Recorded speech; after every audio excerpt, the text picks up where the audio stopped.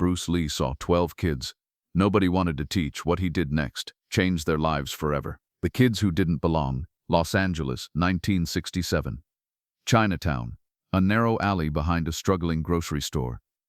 12 kids sit on the concrete, ranging from ages 8 to 14. They're not here by choice. They're here because they have nowhere else to go. These aren't the privileged students who can afford fancy martial arts schools. These are street kids. Some have parents working 3 jobs. Some have no parents at all. They're Chinese, Filipino, Mexican, black. A mix of faces that 1960s America doesn't know what to do with. They've been kicked out of 3 different martial arts schools. Too poor, too disrespectful, too undisciplined, too much trouble.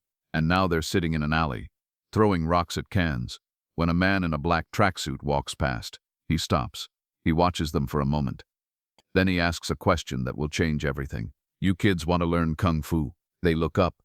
One of them, a 13-year-old named Danny, recognizes him immediately. "You're Bruce Lee, from the Green Hornet." Bruce Lee nods. "That's right. Now answer my question. Do you want to learn, or do you just want to sit here and waste your time?" The teacher. Nobody expected. The kids don't understand why Bruce Lee would talk to them. He's a TV star now.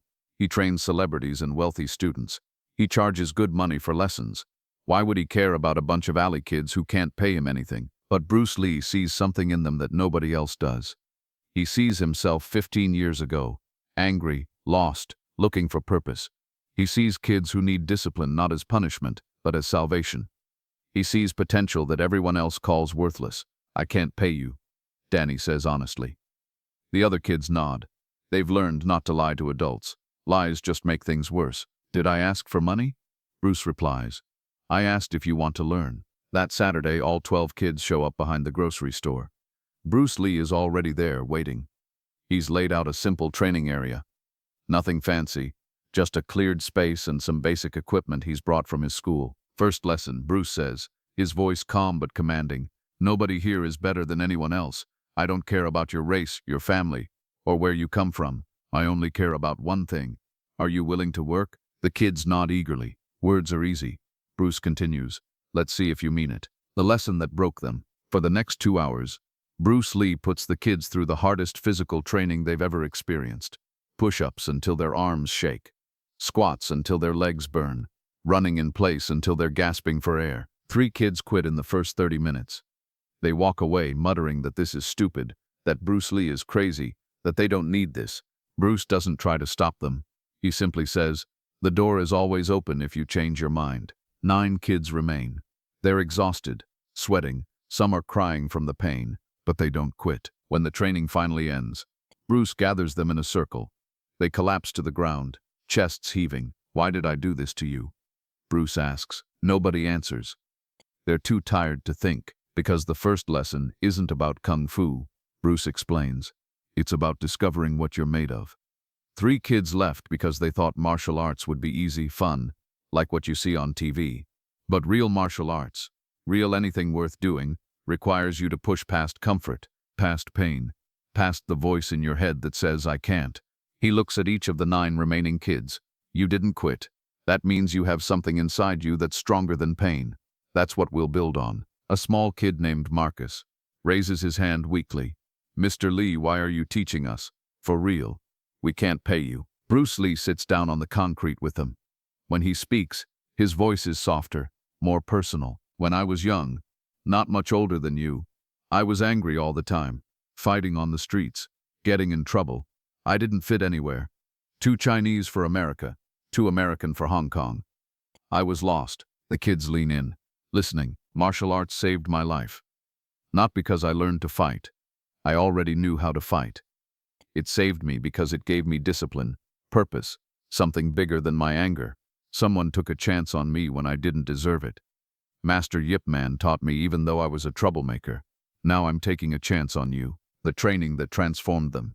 Every Saturday for the next 6 months, Bruce Lee meets the kids behind the grocery store. Rain or shine, he's there. And slowly something remarkable happens. The training evolves. Bruce doesn't just teach them martial arts techniques, he teaches them philosophy. When 10-year-old Rosa gets frustrated because she's smaller than the others, Bruce tells her, "Water can flow or it can crash. You think water worries about being smaller than a rock. When Danny gets into a fight at school and comes back with a black eye, proud of himself for winning, Bruce sits him down for a hard conversation. "Did you have to fight?" Bruce asks. "He disrespected me," Danny says defensively. "And now you have a black eye. He probably has worse injuries, and you both got suspended. Who won?" Danny doesn't have an answer. Fighting is the last resort, not the first response. Bruce explains, real strength is having the power to hurt someone and choosing not to. Any fool can throw a punch, but a martial artist knows when to walk away. The lessons go deeper than technique. Bruce teaches them about nutrition, about taking care of their bodies. He brings healthy food to training sessions, explaining that your body is a tool that needs proper fuel. Some of these kids have never heard anyone talk about nutrition before. He teaches them about discipline, not just in training, but in life. School grades start improving across the group. Teachers notice changes in behavior. Parents, the ones who are present, can't understand what's happening to their kids. The test that revealed everything, 6 months into training, something happens that tests everything Bruce has taught them. A local gang has been pressuring the kids to join. They've been watching the training sessions, mocking them, calling them Bruce Lee's little puppets. The gang leader, a 17-year-old named Victor, decides to make an example. One Saturday, Victor and 5 gang members show up at the alley during training. They're older, bigger, and they're looking for trouble. Training's over. Victor announces, "You kids work for me now, or we make this alley somewhere you don't want to be." The 12 kids. 3 more have joined over the months. Look to Bruce Lee. He stands calmly, assessing the situation. "These kids don't work for anyone," Bruce says quietly. "They're students, not soldiers." Victor laughs. "Oh, the TV kung fu man wants to play hero. Old man, there's 6 of us and 1 of you. And these kids, they're street trash. They belong to the streets." Bruce Lee doesn't move, doesn't change his expression. But something in his eyes makes Victor's smile falter slightly. "You're right," Bruce says. "There's 6 of you and 1 of me. Which means 6 of you are about to learn the same lesson these kids learned on their first day. Knowing when you're outmatched." The tension is explosive. Victor's hand moves toward his pocket. The kids tense, ready to run or fight, they don't know which. Then Danny steps forward. His voice shakes, but he speaks clearly.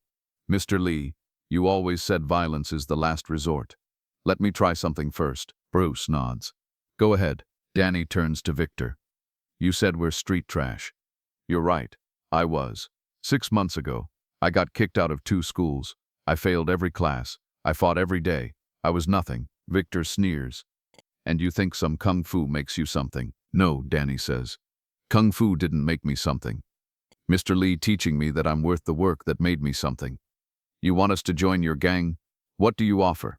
Money that'll land us in jail. Respect that disappears the moment we're not useful. Mr. Lee offers something you can't. He believes we're worth saving." The other kids stand beside Danny, not in fighting stances, but in solidarity. Rosa speaks up. "We're not going back to being nothing." Marcus adds, "You want this alley? Take it. We don't need it.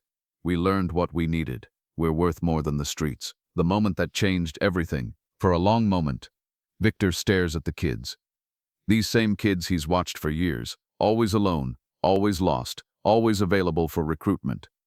Now they're standing together, not in defiance, but in dignity. Something shifts in Victor's expression.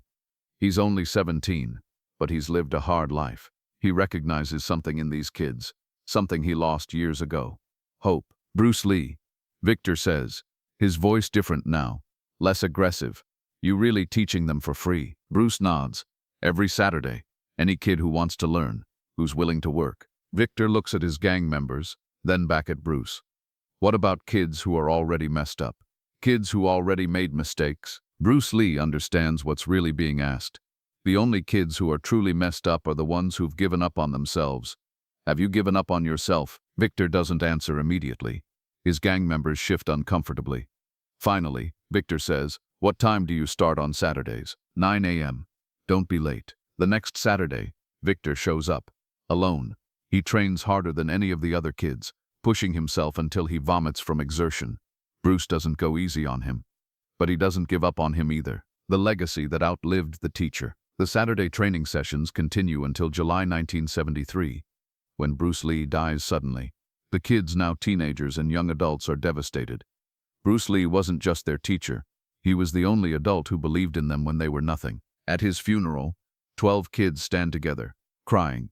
They're wearing matching shirts that say Jun Fan Gung Fu, Bruce's personal martial arts school. Most of them have never owned matching anything before. Danny, now 18, speaks at a small memorial service the kids organize. Mr. Lee taught us to fight, but that wasn't the real lesson. The real lesson was that we were worth teaching, that we mattered, that where we came from didn't determine where we were going. In the years that follow, all 12 of those original kids succeed beyond anyone's expectations. Rosa becomes a social worker, helping kids like she once was. Marcus joins the military and earns a college degree. Danny opens his own martial arts school, teaching for free on Saturdays, just like Bruce Lee did. Victor, the former gang leader, becomes a youth counselor. He tells kids his story, how he was saved not by being fought, but by being shown that he had value. The lesson for all of us: Bruce Lee could have spent his Saturdays training wealthy clients, making good money, building his reputation among Hollywood elite. Instead, he spent them in an alley, teaching kids who couldn't pay him, who were labeled as troublemakers and lost causes. Why? Because Bruce Lee understood something profound. Real mastery isn't about being the best. It's about making others better. He saw kids that society had thrown away, and he saw potential. He saw anger and channeled it into discipline. He saw lost children and gave them purpose. He saw 12 kids nobody wanted to teach, and he saw 12 chances to change lives. The lesson wasn't just for those kids. It's for all of us.